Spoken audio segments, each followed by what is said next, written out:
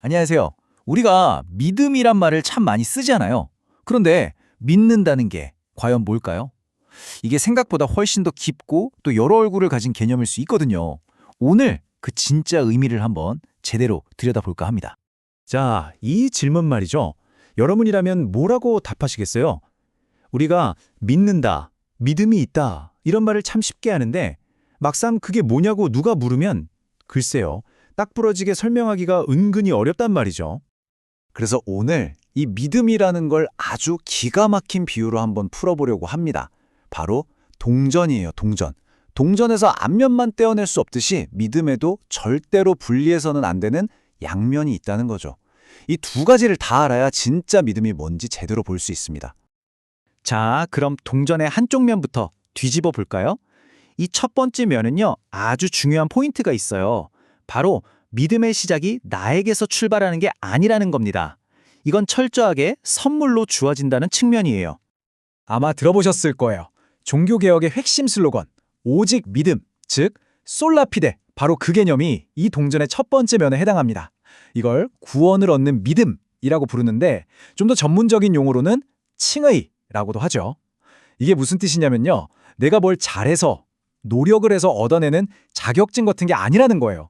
이건 그냥 전적인 선물입니다. 하나님의 은혜로 거저 주어지는 거죠. 자, 여기서 아주 흥미로운 어떻게 보면 언어학적인 증거가 하나 나옵니다. 원문을 깊이 들여다보면요. 이것이 하나님의 선물이다라고 할 때 이것이라는 단어가 헬라어로 투토거든요.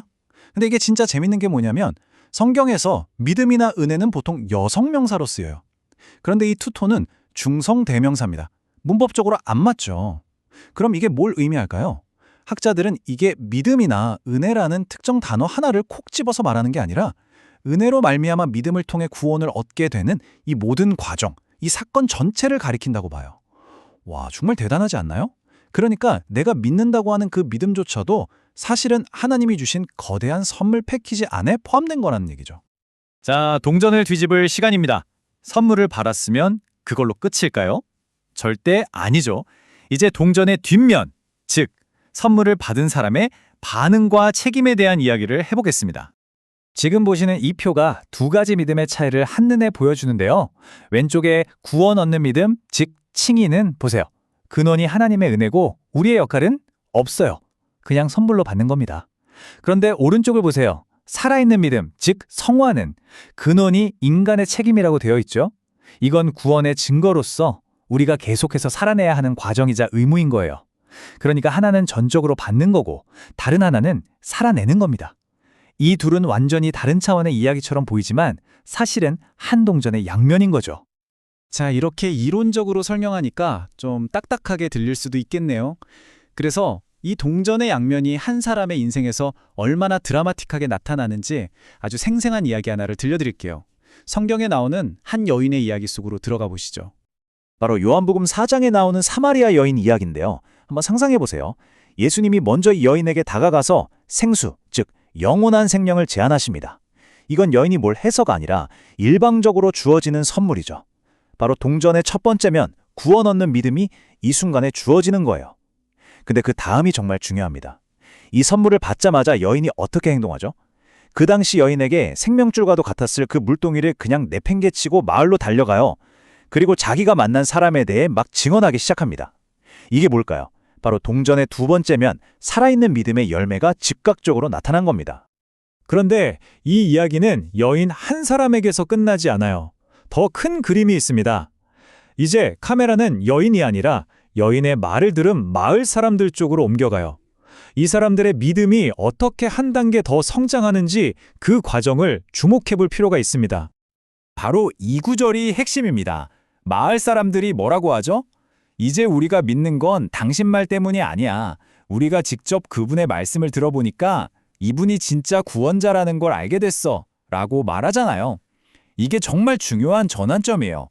누군가의 간증에서 시작된 믿음이 이제는 말씀 그 자체에 직접 뿌리를 내리는 훨씬 더 단단한 믿음으로 성숙하는 순간인 거죠. 그러니까 여기서 우리가 얻어야 할 교훈이 명확해지죠. 다른 사람의 경험이나 간증에만 기대는 믿음, 그거 굉장히 위험하고 취약할 수 있다는 겁니다. 왜냐하면 그 사람이 넘어지면 내 믿음도 같이 무너지니까요. 사실 원전에서는 바로 이 지점이 오늘날 많은 사람들이 이단이나 사이비에 빠지게 되는 결정적인 이유라고까지 이야기합니다. 결국 우리는 사람의 말을 넘어서서 하나님의 말씀 그 자체와 직접 대면해야만 한다는 거죠. 그래야만 내 믿음이 흔들리지 않고 건강하게 자랄 수 있는 겁니다. 자, 이제 거의 다 왔습니다. 마지막으로 가장 중요한 균형 잡기에 대해 이야기해 볼게요.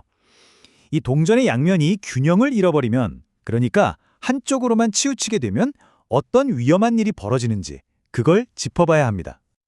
믿음이 말씀이라는 중심을 딱 잃어버리는 순간 정말 이상한 방향으로 흘러가기 시작해요.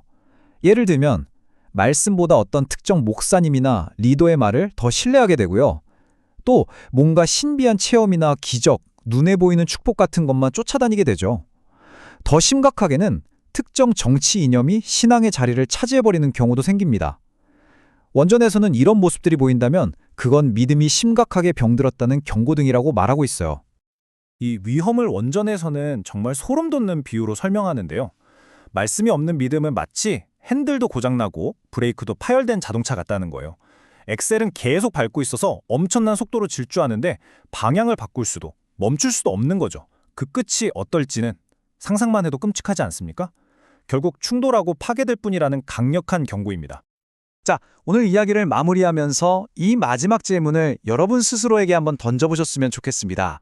나의 믿음은 그냥 구원받았다는 선물 상자를 닫아놓고 그걸 창고에 넣어둔 채 잊어버린 수동적인 믿음인가요? 아니면 그 선물을 매일매일 꺼내서 사용하고 내 삶 속에서 멋진 열매들로 살아내고 있는 능동적인 여정인가요? 이 동전의 앞면과 뒷면, 선물과 책임, 이 둘을 모두 꽉 붙드는 것, 어쩌면 그것이 바로 진짜 건강한 믿음의 시작일지도 모르겠습니다.